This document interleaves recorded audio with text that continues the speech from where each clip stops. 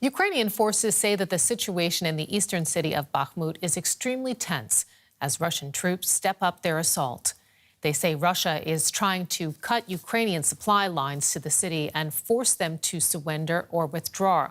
Now, the fiercely contested area has become a symbol of Ukrainian resistance.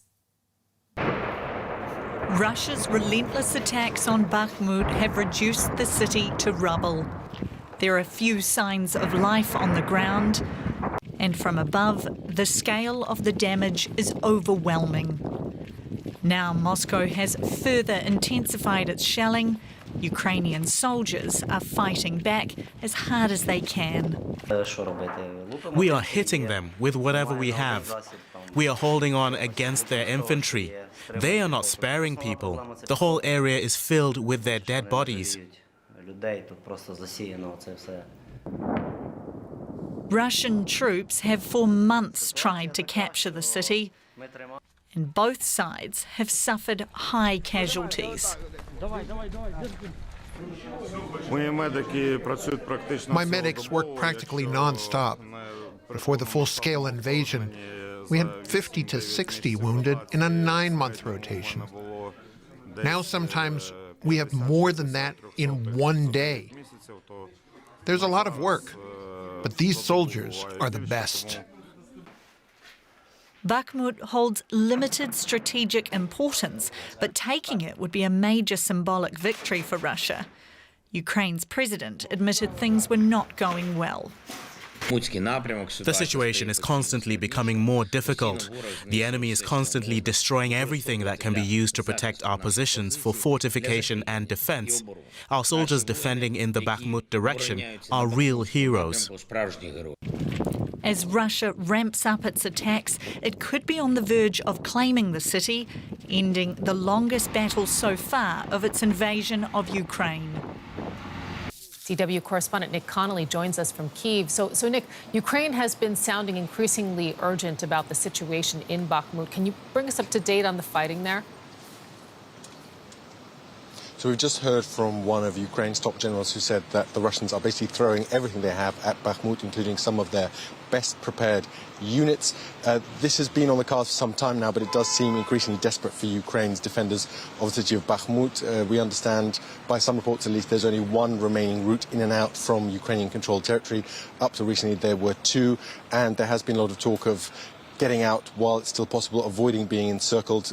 We understand the US has long been pressuring Kiev to get out. They think that basically the kind of cost-benefits analysis doesn't work out, that basically Ukraine can't do enough damage to Russian forces at reasonable price and cost to itself in terms of people on the ground and tech. So there is a sense that this could be the beginning of the end for Ukrainian-controlled Bakhmut for now, that there could be a withdrawal ahead. But it certainly has been, as you mentioned, a very symbolic city, something we've had Zelensky talking about time and time again, calling it a Ukrainian fortress, and it would be a blow in terms of kind of public opinion and the symbolism.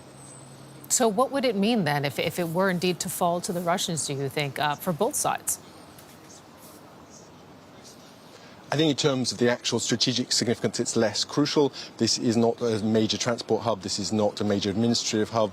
Those cities in the Donbass region are still a couple of dozen kilometers further away and still more firmly in Ukrainian control. But certainly it would be something that the Kremlin would be very happy about indeed. After months of defeats, losing like Kherson, bits of Kharkiv region would be the first thing they could really sell their domestic audience as a success. But I don't think it would really change the course of the war. This is about symbolism we've seen time and time again, like last summer when Russia spent huge numbers of lives on getting cities like Lysychansk in the Luhansk region, that Russia is all kind of focused on its own domestic opinion and has often kind of picked up some Pyrrhic victories at huge costs to its own forces in terms of lives lost. Let's talk a little bit about Ukraine's partners. The United States, for example, U.S. Treasury Secretary was in Kyiv on Monday, President Biden in the country last week. What should we make of these visits now? I think this is basically a lot more important than people have given it kind of credit for. Ukraine is basically about, by some estimates, half dependent for its budget on foreign money. So this is crucial to keep the country running. And it's also about making sanctions work and preventing Russia from building new weapons. So this is very important, but very scarce on detail in terms of things that were announced to the public. But certainly a visit that was waited for a long time in Kiev. And that is, very important in terms of allowing Ukraine to keep fighting in a place like Bakhmut. Nick Connolly in Kyiv, thank you. As the war grinds on, the casualty numbers are mounting on both sides. Tens of thousands of soldiers have died, with some estimates putting that number much higher. In our next report, we meet an Orthodox priest who has been laying Ukrainian soldiers to rest every day. This is Father Taras Mishaishuk, a military chaplain preparing for his daily duty at a Lviv cathedral. And these are Ukrainian soldiers carrying their fallen comrades. Their loved ones have turned out, their fellow fighters too, to say goodbye. The steady stream of funerals have taken a toll. For me personally, the distance between earthly life and eternal life has shrunk to the bare minimum, because quite often I have to realize that we are really saying goodbye and praying to the defenders of Ukraine who died defending our motherland.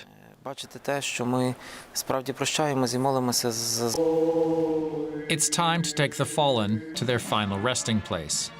An emotional last journey, and just one of many for Father Taras. I think I can't give you a clear number, but it can all be seen at the cemetery. Obviously, we're talking about hundreds of funerals.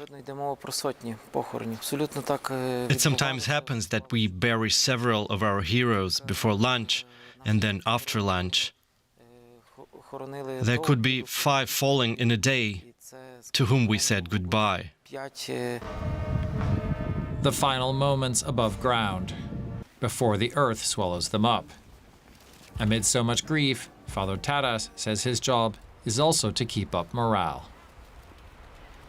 It's not easy psychologically, but for now we're holding on, not just giving up and praying.